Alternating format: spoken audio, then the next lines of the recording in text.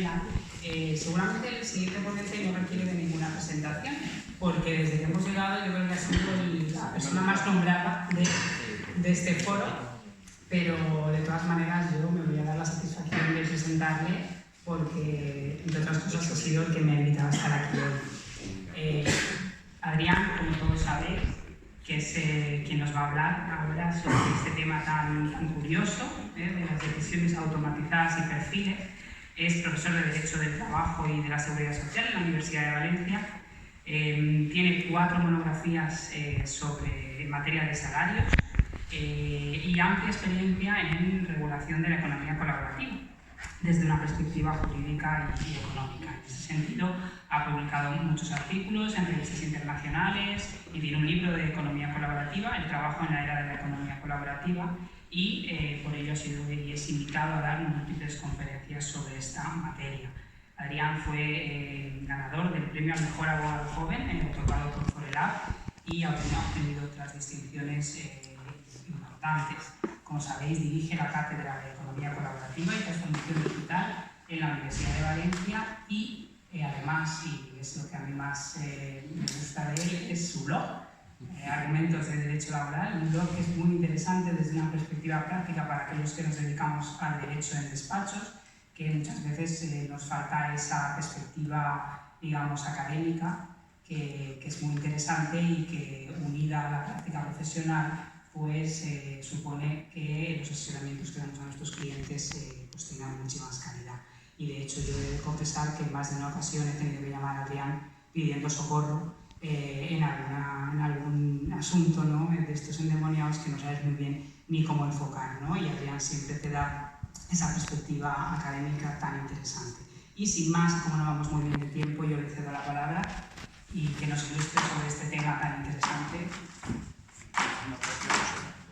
Muchísimas gracias por la totalmente inmerecida presentación y bueno, y a mí me corresponde realmente agradecer a los asistentes porque la verdad es que es eso, efectivamente sois héroes valientes de estar hoy aquí y muy agradecido, la verdad, de que hayamos podido estar tanto aquí en las naves, que agradezco especialmente a las naves que rápidamente salieron a salvarnos de esta situación y poder continuar con el congreso y como vosotros asistentes que efectivamente os hayáis trasladado aquí y hayáis venido. Bueno, yo vengo a hablar de este tema, de este moderno tema, ¿no? A mí me gusta un poco siempre, pues, me gusta mucho la tecnología, me encanta la ciencia ficción y entonces, pues, voy un poquito, intento ir un paso adelante, pero que luego ves por la prensa que no es tan adelante, es decir, que se está utilizando y que de hecho voy a intentar también dar muchos ejemplos, yo creo que así es como se ve, pues eso, esto de qué va o cuál es el alcance de los algoritmos, la inteligencia artificial y las decisiones automatizadas, qué significa y qué pasa, ¿no? Bien, bueno,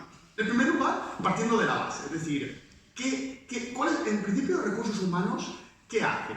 Que lo hemos visto en la ponencia anterior, es decir, siempre el objetivo es, muchas veces, recopilar la máxima información posible sobre el trabajador para mejorar de esta manera la toma de decisiones que se deben adoptar. Es decir, una persona de recursos humanos hace un proceso de selección para contratación, luego hace evaluaciones para decidir quién asciende, a quién se despide, a quién se le da más horas, a quién se hace una movilidad geográfica o incluso si hay problemas entre trabajadores, averiguar eso para separarlos, moverlos, es decir, evitar muchas situaciones. Parte es recopilar información, incluso para entender mejor las posibles habilidades y conocimientos de los trabajadores.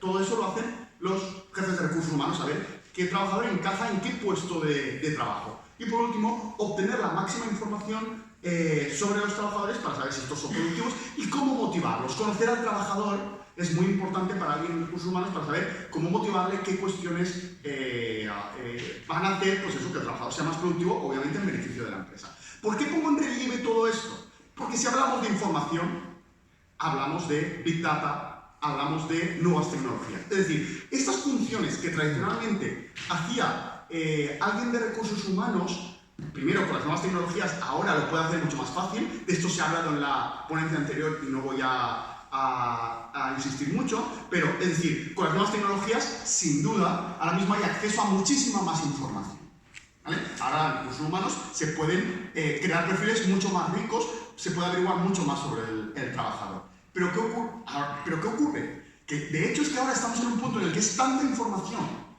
la que tienen que manejar muchas veces en recursos humanos que no pueden, no se puede. Es decir, tú tienes mucha información, todo Internet, al alcance de la mano de la gente de recursos humanos, pero es que no son capaces. Entonces, se está yendo un paso más allá, que es utilizar los algoritmos para que procesen esa información y tomen las decisiones. No solo la recojan, sino que tomen decisiones, la procesen, como lo haría alguien de recursos humanos, pero hecho por un algoritmo.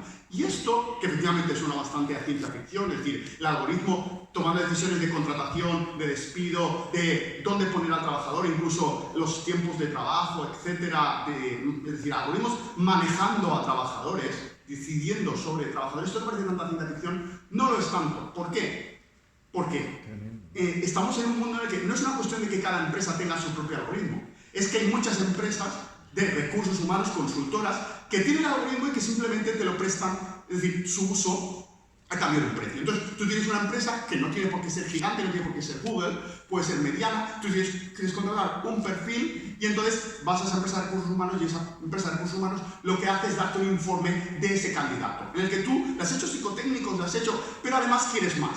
Y entonces vas y le contratas y entonces la empresa te da un informe que te dice, mira, esta persona que tú quieres ver si contratar o no, pues mira, liderazgo le ponemos un 78%. En compañerismo o trabajo en grupo, un 54%. De toda la información que hemos recogido de esa persona, te damos un perfil. Claro, a lo mejor luego el de recursos humanos al final es el que decide. Ahora, en el futuro ya veremos. Pero en cualquier caso, incluso siendo de recursos humanos el que decide en base al algoritmo, porque de normal, si has pagado por un servicio, no vas a decir, ah, pues mira, el algoritmo me dice en nota global que uno es un 75% y otro es un 99%, pero voy a coger el del 75% porque, no, claro, lo normal es que acabes decidiendo lo que te dice el algoritmo. Sobre todo, ya digo, y ahora eso estamos hablando de ahora, pero conforme pase el tiempo, con inteligencia artificial, cada vez la cosa va a ser, pues eso, va a haber una sustitución bastante grande de gente de recursos humanos por algoritmos tomando decisiones, incluso manejando trabajadores dentro de la empresa. Bueno, ¿cuál es el problema? Hay muchos problemas. Uno de ellos es la cuestión de la discriminación. Esto es una noticia que ya salió de que Amazon utilizaba una inteligencia para contratar, una inteligencia artificial para contratar trabajadores, pero se dio cuenta que mostraba sesgo contra las mujeres, es decir, contrataba más hombres que mujeres sin una verdadera justificación objetiva, razonable, etc. Es decir, lo que nosotros llamamos discriminación. Pero además esto era discriminación directa, pero es que incluso podemos hablar de discriminación indirecta. Entonces yo esto es lo que me pone a mí a investigar esto. Digo, bueno, pues vamos a ver por qué esto, por qué los algoritmos van a discriminar, porque el discurso general es que un algoritmo es neutro, que un algoritmo no tiene sesgos, pero la realidad está muy alejada de esto. ¿Por qué? Por estas tres razones. Para mí, es una de las conclusiones, que los algoritmos, por su propia naturaleza, son discriminatorios, tienen sesgos por estas tres razones. La primera es porque la tecnología, es decir, el algoritmo, estadísticamente es capaz de inferir ciertas características personales basadas en otros datos. Es decir, aunque no le digamos a un algoritmo que un trabajador es sindicalista, el algoritmo lo puede averiguar. O que esta persona es de color, o que esta persona es de religión musulmana, el algoritmo lo puede averiguar. ¿Por qué? Estadísticamente, casos sencillos. Hay una relación estadística normalmente grande entre el barrio en el que vives con tu religión o incluso el color de piel. Entonces, claro, sabiendo la dirección donde vives, que es algo que en el currículum solo se suele poner, pueden averiguar incluso la raza. Pero otras cosas, por supuesto, es que, como lo que hemos visto, Facebook dice que con 7 me gustas averiguan tu personalidad. Es decir, si tú estás leyendo el periódico a través de Internet, Google, porque pinchas en Google El Mundo, pues pueden saber tu ideología. Si lees el Público, pueden saber tu ideología. Entonces, a través de eso van a saber, pues eso, si eres de un perfil político u otro, lo cual efectivamente es muy peligroso si se va a basar la decisión de no vamos a contratar personas que leen X periódicos. Es decir, porque al final, luego veremos cuál es la razón final, no la sabemos, porque el algoritmo lo único que te va a decir es encaja en la empresa en un 72%. Ah, pues no lo contratamos, ¿vale? O etcétera. Luego, la segunda, la propia construcción del algoritmo, un algoritmo funciona tecnológicamente, es decir, cada vez se hace mejor por lo que se llama deep learning, que es aprendizaje profundo con el tiempo. Es decir, el algoritmo requiere de muchos datos para entonces averiguar algo. Es decir, para poder luego hacer predicciones. Entonces, claro, ¿qué ocurre? Que si la realidad está sesgada, el algoritmo va a estar sesgado. Un ejemplo muy sencillo. El 90% de directivos ejecutivos del IBEX 35, el 90% son hombres. ¿Qué va a aprender el algoritmo? Que hay que contratar a un hombre. Es decir, se lo estamos diciendo. El algoritmo no piensa, el algoritmo aprende en base a lo que ve. Y si ve que el 90% son hombres, solo contratará a hombres. El algoritmo no sabe. El algoritmo simplemente hace que si el perfil que ve siempre son hombres, él creerá que efectivamente son hombres lo que debe contratar. Y por último, que es una de las menos que se dice, pero que me parece la más relevante, que es que la estadística como ciencia da más valor a los grupos grandes de población, de estudio. Es decir, que las minorías siempre van a estar en desventaja cuando un algoritmo está al mando. ¿Por qué? Porque si la estadística se basa en probabilidad, la propia ciencia implica que si yo tengo un campo más grande, si yo tengo una muestra de 10.000 personas, mi decisión será más fiable que si tengo una muestra de 20 personas. Eso lo sabemos todo, ¿no? Una estadística, si ahora aquí hacemos una encuesta, ¿qué validez tiene? Poca, porque aquí hay laboralistas, etcétera, con un perfil determinado. Claro, cuanto más grande es la muestra, más fiable es la estadística, ¿no? Pues esto es lo mismo. Entonces, claro, las minorías, que por definición son menos, van a estar siempre en desventaja con los algoritmos. Por tanto, de base la propia ciencia implica sesgos, y esto es muy importante a la hora de tenerlo en cuenta. De todas maneras, aparte de todas estas cuestiones, hay una cuestión muy básica, y es que no hace falta irse tan lejos. Mirad, nombres de mujer, Siri y Alexa son asistentes, Watson, que es un doctor, tiene nombre de hombre. Es decir, no hace falta ni siquiera irse a la ciencia estadística. Es que ahora mismo en Silicon Valley, que son los que crean los algoritmos, la mayoría son hombres blancos, normalmente de poder adquisitivo alto, porque han ido a escuelas de prestigio, etcétera, en Estados Unidos. Entonces, ya simplemente esto ya implica, es que los creadores tengan sus propios sesgos, ya implica. Pero además, todo lo que hemos visto. Entonces, claro, efectivamente las posibilidades de discriminación parecen muy altas. Aún así, tiene dificultad de saber si realmente, porque todo esto son hipótesis de por lo que creemos que va a discriminar, pero ¿discrimina de verdad o no? Aquí somos juristas, tenemos que saber, ¿pero pasa o no pasa? Y aquí empiezan los problemas. Claro, se dice por los propios matemáticos que construyen los algoritmos que muchas veces es imposible conocer la verdadera razón de la toma de decisión del algoritmo, porque es el modelo Frankenstein, es decir, creas algo, pero luego no sabes qué hace, y no eres capaz de saber por qué ha tomado esa decisión, porque efectivamente si se lo dejamos en manos de un algoritmo, porque nosotros no podemos manejar la información, nosotros no somos capaces de saber, el algoritmo ha aprendido tan rápido de tantas fórmulas distintas que nosotros ya escapado a nuestro control y no sabemos. Ese es el modelo Frankenstein. Pero luego está el otro. Es decir, a veces es posible saberlo, pero está protegido por derechos de propiedad intelectual.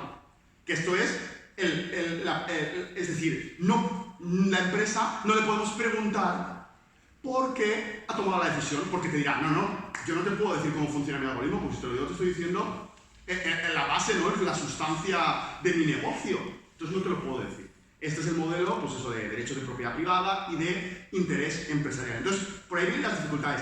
Luego también hay otra pregunta, que obviamente hay que hacerse, es decir, ¿es más probable que un algoritmo discrimine que un jefe de recursos humanos? Porque no podemos decir, no, es que vivimos en una sociedad perfecta y ahora vienen los algoritmos a estropeárnosla. Tampoco es eso. Es decir, obviamente ahora hay discriminaciones. La pregunta es, ¿van a ser más o no? Pero en cualquier caso hay que tener una cosa en cuenta, y es que se argumenta que en general la sociedad en la que vivimos está más dispuesta a aceptar errores o sesgos humanos que de una máquina o de la inteligencia artificial. El ejemplo es este, es decir, una encuesta establece que la gente está dispuesta a aceptar los coches autoconducidos, los coches que van solos, solo si son 4 veces más seguros que un conductor humano. Y hombre, lo normal sería decir, hombre, con que sean un poquito más seguros, porque no los vamos a aceptar, ¿no? Es decir, si los conductores humanos causamos en España 3.000 muertes al año, si se puede demostrar que los algoritmos simplemente causan 2.500, ya hemos ganado. Pero parece ser que no. La sociedad, por esta encuesta, no. Quiere que sean 4 veces más seguros. Es decir, que realmente, pues, prácticamente no causen bajas mortales. ¿Por qué? Suponemos que, es decir, la idea es esto. Es decir, hay muchas reflexiones, éticos, filósofos que han estudiado este tema y entienden que, bueno, hay un rechazo en la tecnología y más empatía con un humano, y que se acepta de que, bueno, si al menos el error es humano, que no de una máquina, al menos, bueno, pues lo entendemos mejor. A una máquina le exigimos más perfección. Entonces eso también tenemos que tenerlo en cuenta a la hora de la regulación. Bueno, ¿cuál es la normativa que manejamos? Bueno, en primer lugar, bueno, que el reglamento de protección de datos abarca este tema y lo abarca con una regulación que yo creo que es la más innovadora y más protectora que hay en el mundo entero. Es decir, que en Europa estamos mucho más protegidos que en cualquier otra parte respecto a esto. ¿Por qué? El artículo 22 del Reglamento Europeo de Protección de Datos habla directamente de que todo interesado tendrá derecho a no ser objeto de una decisión basada únicamente en el tratamiento automatizado, que a través de un algoritmo o un perfil, incluida en la elaboración de perfiles, que produzca efectos jurídicos. Vamos a interpretar esto. Pero como vemos, es una norma fuerte. Es decir, no ser objeto, además, está siendo interpretado como una prohibición de la empresa. Es decir, no hace falta que el trabajador le diga a la empresa, no, yo no quiero ejercer mi derecho del artículo 22 del reglamento para que tú no tomes decisiones automatizadas sobre mi futuro laboral. No, no falta. Es que es una prohibición de la empresa. El grupo de trabajo del artículo 29 lo interpreta así. No, es la empresa la que no puede hacerlo. No hace falta que el trabajador lo ejerza. Directamente está prohibido. Es decir, no es necesario ejercer el derecho. Eso sí, lo veremos, existen excepciones a esta prohibición, pero en principio la prohibición es que la empresa no puede tomar decisiones, eso sí, que únicamente estén basados en el algoritmo. ¿Qué significa esto? Y ahí viene la clave. ¿Qué es únicamente?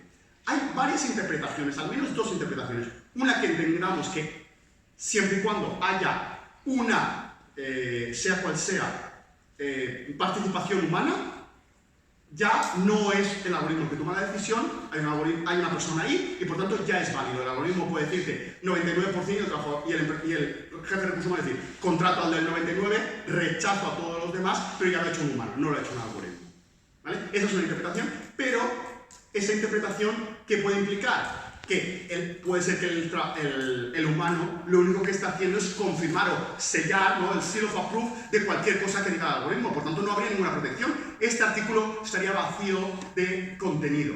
Entonces, la otra interpretación es que se requiere una intervención humana significativa, es decir, que para evitar este únicamente, es decir, que la intervención del humano para no aplicar esto, para que no esté prohibido, tiene que ser significativa. Es decir, el humano tiene que recoger todos los porcentajes, etcétera, que le dé el algoritmo y entonces tomar una decisión.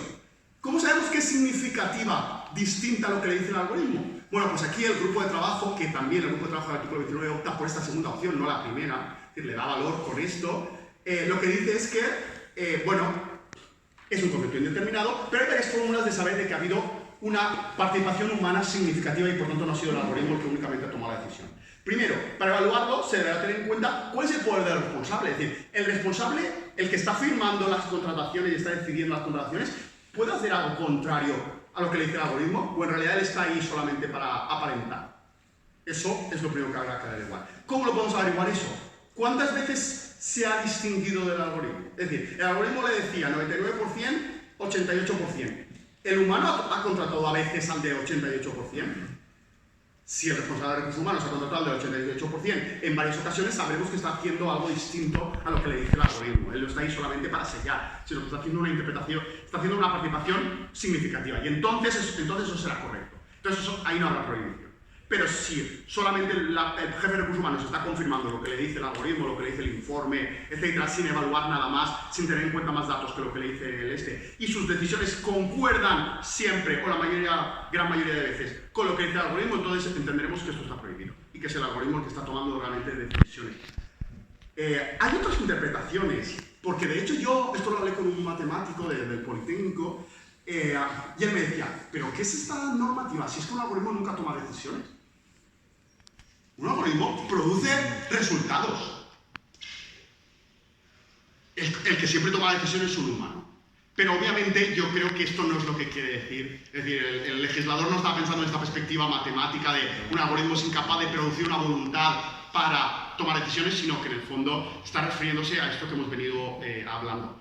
Pero bueno. Efectos jurídicos no me voy a meter, es decir, dice el reglamento que se prohíbe tomar efectos jurídicos, pero en laboral casi todos son, o prácticamente contratación, despidos, ascensos, movilidades, todos son efectos jurídicos. Quizá aquello que esté dentro del jus variandi del empresario quede excluido, pero aún así puede que tampoco, porque si hay discriminación no hay jus variandi. Entonces, el jus puede que ni siquiera eso sea admisible que lo tome solamente un algoritmo. He dicho, hay excepciones a esta prohibición que es la regla general. ¿Cuál es? Bueno, pues que sea necesaria, como siempre, sea necesaria para la celebración o ejecución de un contrato entre el interesado y el trabajador y la empresa. Sea necesario, pero este necesario, como decía ayer el magistrado Carlos Hugo Preciado, es decir, tiene que ser un necesario concreto y específico para este caso. No vale un necesario de, no, es que claro, para contratar es que es necesario, para celebrarme el contrato necesito, no.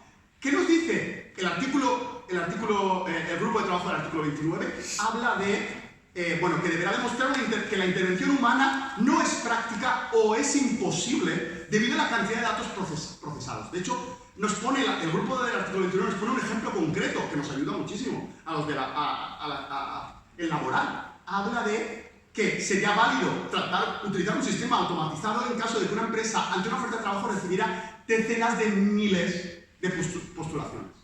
Si tú recibes decenas de miles, entonces será necesario que utilices un sistema automatizado. Pero si recibes 2000 currículums, que es mucho, pero con 2000 currículums lo hace un humano. Decenas de miles. Ya digo, esto nos da realmente una escala de valor, ¿vale? Entonces, solamente estaría permitido para decenas de miles. Pero en cualquier caso, aunque se aplique esta excepción, hay que cumplir unos requisitos. Es decir, incluso cuando se puede, que es poco, ya hemos visto que es en pocos casos, incluso aun cuando se puede, hay que utilizar ciertas garantías. Y es que, dice el reglamento, para salvaguardar los derechos y libertades de los intereses, como mínimo tendrá el trabajador, en este caso, el derecho a obtener una intervención humana, si lo pide, aquí sí que hace falta ya pedirlo, expresar su punto de vista e impugnar la decisión. Claro, esto no pasa cuando es un jefe de recursos humanos que te dice no estás contratado. Tú no puedes expresar tu punto de vista. Bueno, sí, puedes expresarlo, pero nadie tiene, ¿sabes? A tus amigos le dirás, no, es que pasó esto. Pero él no tiene por qué escucharte, no tienes derecho a audiencia. Aquí sí, si el sistema es automatizado, tienes derecho a audiencia, podríamos llamar, a impugnar la decisión. Claro, el reglamento no nos dice si impugnarlo en los tribunales, lo cual tiene siempre, o incluso una impugnación interna. Como pone como mínimo el derecho a obtener una intervención humana, por parte del responsable se entiende que es interna. Es decir, tú tienes derecho a impugnar la decisión internamente y que internamente un humano, una persona, alguien de recursos humanos diga no te hemos rechazado por esto, por esto. Es decir, te tienen que haber un segundo juicio, pero dentro de la propia empresa. Y bueno, esto, lo que se llama el derecho a una explicación, es decir, y no voy a hablar mucho sobre ello, pero la cuestión es que básicamente el propio reglamento establece que tiene obligación primero de informar de que está utilizando un algoritmo, pero además proveer información significativa sobre la lógica del algoritmo. Lo cual implica que esto del derecho de propiedad la empresa no puede decir cuál es el contenido por IP-rights, ¿no? Por derechos de propiedad intelectual. El reglamento lo deja claro. Me tienes que explicar cómo funciona significativamente, la explicación tiene que ser significativa, cómo funciona el algoritmo, indicar, entre otras cuestiones, los parámetros evaluados por el algoritmo para tomar la decisión y la ponderación de esos parámetros hemos tenido en cuenta dónde vives. Pues entonces a lo mejor eso es discriminación. Es decir, derecho a una explicación. Bueno, no quiero tampoco... hay varias corrientes doctrinales, por supuesto, sobre cuál es el contenido a esta explicación, si tiene que ser anterior o posterior. Ya digo, esto no me da tiempo, lo voy a pasar. Pero bueno, al final lo que quiero decir es que está claro que hay una mucho mayor protección cuando la decisión es tomada por un algoritmo que cuando es tomada por un responsable de recursos humanos, mucho más. ¿Esto tiene sentido?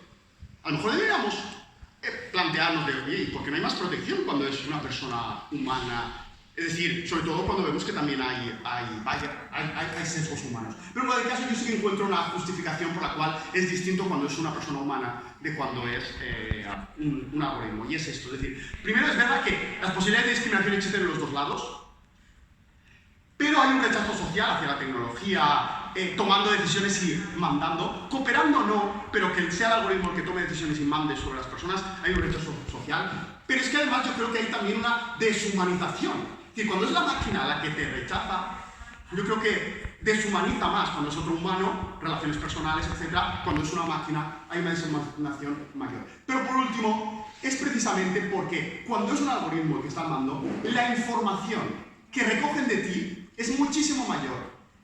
Y el caso es Google. Google ha creado una empresa que se llama Google Hire, que básicamente es una empresa de recursos humanos que se encarga de toda la información que hay en Internet, en Google, sobre ti, la procesa y te da un perfil del trabajador para que tú decidas si contratarlo o no. Claro, eso es muchísima más información de la que hasta ahora cualquier jefe de recursos humanos podía recoger sobre ti. Lo cual implica efectivamente unos riesgos mucho mayores y por eso una protección mayor. Y con esto termino. Muchas gracias a todos.